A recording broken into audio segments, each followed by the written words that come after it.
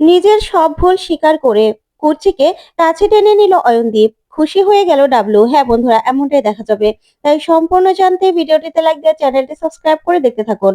গল্পের শুরুতে দেখা যাবে কৃষাণু বুবলাইকে বলে, শুধুমাত্র আমাদের প্রয়োজনটা টেস্ট করতে দিয়েছিলাম।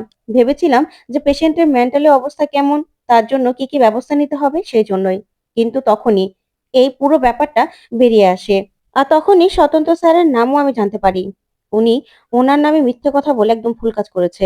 তখনই বর্ষার জেঠু বলে, আচ্ছা ঠিক আছে, এখন তো ওর মেন্টালি অবস্থা আপনাদের বুঝতে হবে। তখন বর্ষা বলে, আচ্ছা ডক্টর, ওর খাবারের চার্ট সব দিয়ে দিয়েছেন তো? তখনই কিষাণু বলে, কোনো দরকার নেই, উনি একদম ফিট আছে, নর্মাল লাইফ লিড করতে পারবেন, ওনার কোনো সমস্যা নেই। আর আপনি তো কাউন্সিলিং এর কথা বলেছিলেন তাই তো? তখন বর্ষা বলে হ্যাঁ। তখন কিষাণু বলে, শুনুন, উনি মেন্টালি সিক, সেটার জন্য কাউন্সিলিং এর দরকার নেই। ওনার নিজের সম্পর্কগুলোকে বাঁচানোর জন্য কাউন্সিলিং এর দরকার আছে, সেটা আপনাকে বলছি আমি। ওনাকে কাউন্সিলিং করান, উনি যেন সম্পর্কের মূল্যগুলো বুঝতে পারে। তখন তো এই কথা শুনে বুবলাই রেগে যায় আর বলে, শুনুন ডক্টর, আপনি আমার ব্যাপারটা বুঝতে পারছেন না। আমি যে কি মানসিক চাপের মধ্যে আছি সেটা আপনি বুঝতে পারছেন না। আমার না কিছু ভালো লাগছে না, আমি কিছু মেনে নিতে পারছি না। সেই জন্য সেই জন্য আমি এরকম একটা কাজ করে ফেলেছিলাম। আমি বুঝতে পারিনি, সত্যি বুঝতে পারিনি। তখনই ডক্টর কিষাণু বলে, শুনুন, আপনি কি বুঝতে পেরেছেন না পেরেছেন সেটা তো আমি জানি। তাই প্লিজ, আপনাদের সঙ্গে আর কোনো কথা নেই? আপনাদের আর কিছু জিজ্ঞাসা করার আছে? না হলে হসপিটালের বিলটা দিয়ে দিয়ে তারপরে আপনারা চলে যেতে পারেন, বুঝতে পেরেছেন? আর আপনারা সম্পর্কগুলোকে মেনে নেওয়ার চেষ্টা করুন। তখনই বর্ষা বলে ওঠে, আমার কাছে তো এতগুলো টাকা নেই। তখন এই কথা শুনে কিষাণু চমকে যায়। তখন কিষাণু বলে, মানে কি বলছেন আপনি? হ্যাঁ, টাকা নেই মানে? ওইদিকে দেখা যাবে সবাই মিলে কুর্চিকে বোঝাতে থাকে আর বলে, বৌদি বিশ্বাস করো, বড়দা কিন্তু খারাপ মানুষ নয়। তার বৌদি তার মাথায় বিষ ঢুকিয়েছিল, আর সেই জন্যই না তোমাকে ভুল বুঝেছিল। আর তাছাড়া যখন জানতে পেরেছে যে তুমি একজন ভালো, তোমাকে শুধু শুধু বড়দা সন্দেহ করেছিল। আসলে তোমার ওই দাদা তাকে নিয়ে তো সন্দেহ করেছিল, কিন্তু যখন তোমার বৌদির সঙ্গে বিয়ে হয়ে গেল তখনই তো বুঝতে পেরেছে যে এতদিন তোমাকে শুধু শুধু ভুল বুঝেছিল। আর আমার বরের কাছেও তো বলেছে মেয়েটা খারাপ না রে, মেয়েটাকে আমি এতদিন ভুল বুঝে দূরে সরিয়ে দিয়েছিলাম। তখন কুচি বলে, এখন বুঝলে আর কি হবে বলো? আমারও তো জীবন থেকে 20টা বছর চলে গেছে, এখন আর সেই কথাগুলো বলে কি হবে? তখন সবাই বলে, বৌদি তুমি এখানে থেকে যাও না, তুমি প্লিজ আর চলে যেও না। তখন কুচি বলে, না গো, এই বাড়িটা তো আমারই নয়। তখন সবাই বলে, তুমি সবকিছু আঁকড়ে ধরো না, তাহলেই তো সব ঠিক হয়ে যায়। তুমি গেস্টের মতো কেন আছো বলো তো? তখন কুচি বলে, যদি আঁকড়ে ধরার মতো হতো তাহলে তুমি মানুষটাকে আঁকড়ে ধরতাম, কিন্তু এতদিনেও তো হয়নি। তখন সবাই মিলে কুচিকে বোঝায় আর বলে, তুমি আর যেও না গো, আর যেও না। তখন কুচি বলে, কি করে থাকবো বলো তো, কি করে থাকবো? তখন অয়নদীপ সবটা দেখতে থাকে। তখন কুচি বলে, আমাকে তো চলে যেতেই হবে। আমি তো শুধু ছেলে বিয়ের জন্যই এসেছিলাম, আমি তো এখানে থাকতে আসিনি। তখন সবাই মিলে কুচিকে খুব রিকোয়েস্ট করতে থাকে। তখন কুচি বলে, ছেলের বিয়েটা আগে হোক, তারপরেই দেখা যাবে। তারপরে কুচি সবাইকে বলে, যাও না তোমরা, ডাবলুকে হলুদ দাও। তারপরে ডাবলুকে সবাই মিলে হলুদ দিতে থাকে। ওইদিকে সবাই মিলে খুব আনন্দ করতে থাকে আর অয়নদীপও হাসতে থাকে। অয়নদীপের এরকম মন খোলা হাসি দেখে খুশি হয়ে যায় কুর্চি আর মনে মনে বলে, বাবা, এই লোকটাও কি আবার হাসতে পারে নাকি? আজব, কত কি যে দেখতে হবে কে জানে। এই লোকটাকে তো কোনোদিন এরকম ভাবে হাসতে দেখিনি। ওইদিকে অয়নদীপ নিজের হাসি দেখে নিজেই বলে, আমি হাসছি এইভাবে, আমি আবার হাসতেও পারি নাকি? কি জানি। যাই, কুর্চি আবার চলে যাওয়ার কবে প্ল্যান করছে একটু দেখে আসি। তারপর অয়নদীপ কুর্চির কাছে আসে, এসেই বলে, তা তুমি কবে চলে যাচ্ছ? তখন কুর্চি বলে, কেন? তখন অয়নদীপ বলে, না না, প্ল্যান করছো সেটা শুনতে চাই আর কি।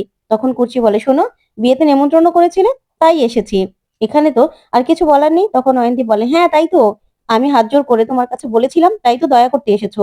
তখনই কুচি বলে, না, আমি তো তোমার কথায় আসিনি, আমি ছেলের কথায় এসেছি। ছেলে চেয়েছে যে আমি এখানে আসি, তাই এসেছি। আর বউ ভাতের পরের দিনই তো আমার চলে যাওয়ার কথা। তখন অয়নদীপ বলে, শোনো, তুমি যখন ছেলের কথায় এসেছো, তাহলে ছেলের কথাই তোমাকে যেতে হবে। ছেলেকে বলেছো যে তুমি ওই দিন যাবে? তখন কুচি বলে, না, বলে দেব, সেটা আবার না বলার কি আছে? তখন অয়নদীপ বলে, না না, ছেলের কথা এসেছো, তাই ছেলের কথা জানবে না, সেই জন্যই তো বললাম আর কি। ওইদিকে একজন ডাবলুকে বলে, দেখ ডাবলু, তোর মার বাবা কি সুন্দর করে কথা বলছে, কি ভালো লাগছে বল না। তখন ডাবলুও তাকিয়ে থাকে। ওইদিকে দেখা যাবে অয়নদীপ কুর্চিকে বলে, কুর্চি, তোমাকে একটা কথা বলার ছিল। তখন কুর্চি বলে, কি? তখন অয়নদীপ বলে, না, পরে আবার জানতে পারলে তো বলবে যে আমি তোমাকে বলিনি। তার জন্যই এখনই তোমাকে আমি একটা কথা বলতে চাই। তোমাকে বলাটা খুব জরুরি। তখন কুর্চি বলে, এত ভনিতা করার কি আছে? বললেই তো হয়, বললেই তো হয়ে যায়। কি হয়েছে? তখনই অয়নদীপ বলে, আসলে আমার হার্ট না ব্লক আছে, 95% ব্লক হয়ে গেছে। তখন এই কথা শুনে কুর্চি চমকে যায় আর বলে, কি বলছো তুমি? ব্লক হয়ে গেছে মানে? কি বলছো? তখনই অয়নদীপ বলে, হ্যাঁ, আর 1%, 1% বাকি আছে। যদি 1% আমার টেনশনে ব্লক হয়ে যায় না, তাহলে আমি শেষ হয়ে যাব। ছেলেটা এই সময় বাবা হারা হবে। সেই জন্যই তোমাকে আমি বলে রাখলাম। তখনই কুর্চি বলে, তাহলে আমাকে কেন বলছো? আমাকে কেন বলছো তুমি? ওইদিকে বুবলাই, বুবলাই বলে, আসলে স্যার আমি নতুন চাকরি পেয়েছি তো, এতদিন আমার চাকরিটা ছিল না। আর এই সময়ে আমার মাথাটা ঠিক ছিল না। আমি কি করব না করব বুঝতে পারিনি।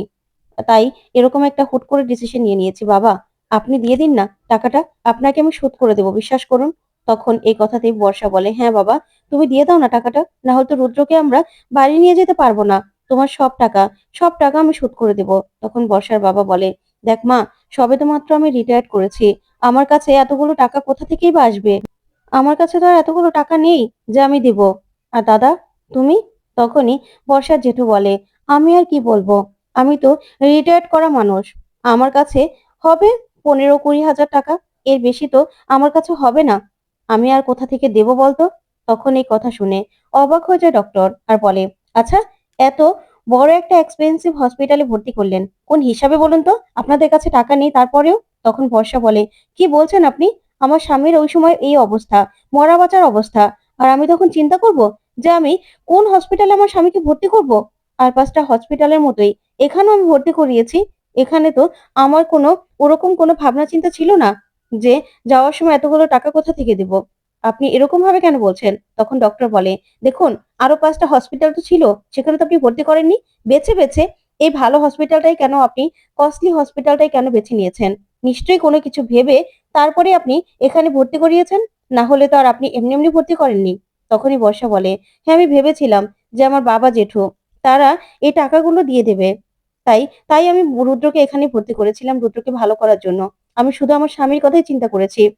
আর তাছাড়া আমি তো 50,000 টাকা দিচ্ছি। এখানে তো আমি তো আর না দিচ্ছি না। তখনই ডক্টর বলে, দেখুন ম্যাডাম, এখানে 50,000 টাকার কথা নয়। এখানে আপনাদের বিল হয়েছে 3.5 লক্ষ টাকা। সেখানে আমি ডিসকাউন্ট দিয়ে 2,75,000 টাকা আপনাদের বিল হয়েছে। সেটা আপনাদের পরিশোধ করতে হবে। তখন বুবলাই বলে, দেখুন ডক্টর, আমি দিয়ে দেবো তো, বলছি তো। তখনই এই কথা শুনে অবাক হয়ে যায় ডক্টর আর বলে, দেখুন, সেটা হসপিটাল অথরিটি বুঝবে আপনারা যেতে পারবেন কিনা। তখনই সেখানে কমলিনী, মিঠি আর নতুন আসে। তখন ওদের দেখে খুশি হয়ে যায় কিষানু। ওইদিকে কুর্চি প্রচন্ড ভাবে রেগে যায় অয়নদীপের উপর আর বলে, আচ্ছা, তোমার হার্ট ব্লক, তা ডক্টর তোমাকে চিকিৎসা করতে বলেনি? তুমি চিকিৎসা না করে এখানে বসে আছো কেন? তখন অয়নদীপ বলে, আসলে চিকিৎসা করি আর কি হবে? ছেলের বিয়ে বিয়ে দিচ্ছি, ছেলে নিজের পায়ে দাঁড়িয়ে গেছে, এবার ছেলেকে রেখে চলে গেলেই হলো, আর কি? তখন কুচি বলে, না, আমি এমনিতে কাউকে বসে বসে চলে যেতে দেব না। চিকিৎসা তো করাতে হবে। নিশ্চয়ই চিকিৎসা করাতে বলেছে, তুমি চিকিৎসা করাওনি, তাই তো? চিকিৎসা না করিয়ে তোমাকে আমি কোথাও যেতে দেব না। তোমার চিকিৎসা করতে হবে, ডাবলু জানে সেটা? তখন অয়নদীপ বলে, না, ডাবলুকে জানিয়ে কি করব? আমি মরে যাওয়ার পরে তুমি যেন অন্তত ওকে বলতে পারো যে তুমি জানতে, সেজন্যই আমি তোমাকে বলেছি। বুঝতে পেরেছো? তখন এই কথা শুনে কুর্চি অবাক হয়ে যায়। তখনই অয়নদীপ বলে, শোনো, ডক্টর আমাকে বলেছে আমার যেন মানসিক শান্তি থাকে। আমার মানসিক শান্তি দরকার, তাহলে আমি ভালো থাকবো। তখন কুর্চি বলে, মানে? ডক্টর চিকিৎসা করাতে না বলে তোমাকে মানসিক শান্তি মানে? কি বলছো তুমি? এসব কি বলছো? তখন অয়নদীপ বলে, হ্যাঁ, তুমি না আমার সঙ্গে জোরে কথা বলো না গো, তাহলেই আমার ওই যে 1% বাকি আছে, সেটাও না ব্লক হয়ে যাবে, তারপর আমি শেষ হয়ে যাব। তখন কুর্চি বলে, তোমার সঙ্গে তো কথা বলাই যাচ্ছে না। আচ্ছা, তোমার রিপোর্ট গুলো কোথায়? সেটা দাও, আমি নতুন তাকে দেখাবো। তখনই অয়নদীপ বলে, খালি নতুন দা নতুন দা, তোমার নতুন দাই কি সবকিছু চিনে নাকি? আর কেউ কি কিছু চিনে না? তোমার নতুন দাকে কিছু দেখাতে হবে না, বুঝতে পেরেছো? তখন কুচ্চি বলে, কেন? নতুন দাকে দেখালে তোমার সমস্যা কোথায়? তখন অয়নদীপ বলে, না, নতুন দাকে দেখাতে হবে না। আমি ডক্টর দেখিয়েছি না, আমি ডক্টর দেখিয়েছি।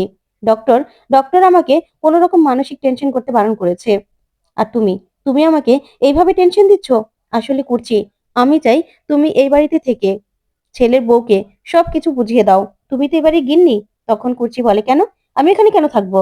আর তাছাড়া এই বাড়ির গিন্নি তো তোমার তোমার বৌদি, তাই না? তখনই অয়নদীপ বলে, আবার বৌদির কথা বলছো? আসলে ডাবলু ছোটবেলা থেকে ছোটবেলা থেকে বড় বৌদিকে দেখেছে তো, তার জন্যই। আমার না বুকে ব্যথা করছে, তুমি এরকম ভাবে কথা বলছো। তখন কুর্চি বলে, আবার কি হলো? বসো। তখন অয়নদীপ বলে, বুকে খুব ব্যথা করে। তুমি না আমার সঙ্গে এরকম করে রাগ করে কথা বলো না কুর্চি। তখন কুর্চি বলে, আমি তো বুঝতেই পারছি না তুমি কি বলছো। তখন অয়নদীপ বলে, হ্যাঁ, আর তোমার নতুনটা দেখলে কি করবে? তোমার নতুনটাকে আমি দেখাবোই না। তখন কুর্চি বলে, আমার নতুনটাকে বললেই না তোমাকে টানতে টানতে একদম হসপিটালে নিয়ে যাবে। তখন অয়নদীপ বলে, বললেই হলো নাকি? তোমার নতুনদা আমাকে টানতে টানতে নিয়ে যাবে আর আমি যাবো নাকি? তখন কুর্চি বলে, হ্যাঁ, তুমি নতুনদাকে চিনো না তো, সে তোমার কোনো কথাই শুনবে না।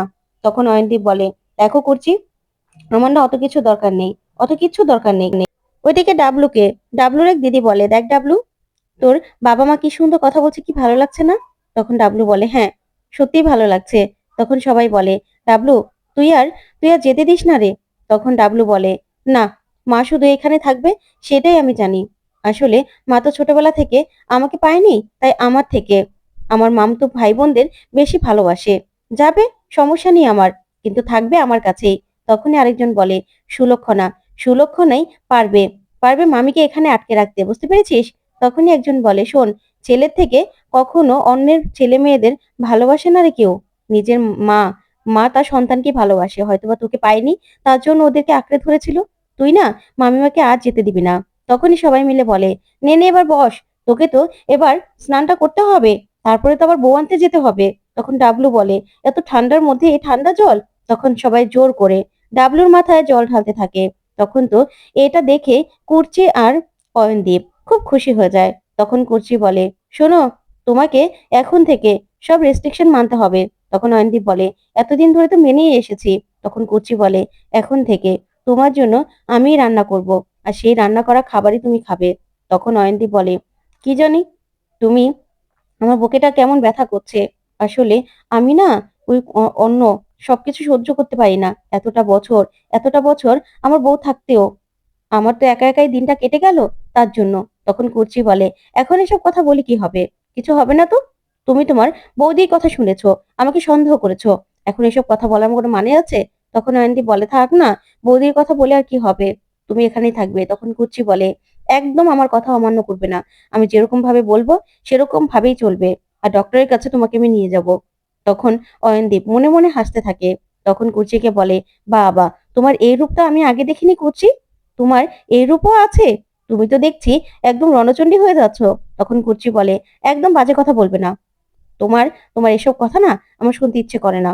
তখন অয়নদীপ বলে, কুর্চি, আমাকে ডক্টর বলেছে আমি যেন মানসিক শান্তিতে থাকি, মানসিক শান্তি তো তুমি। তখন কুর্চি অয়নদীপের জন্য রান্না করতে চলে যায়।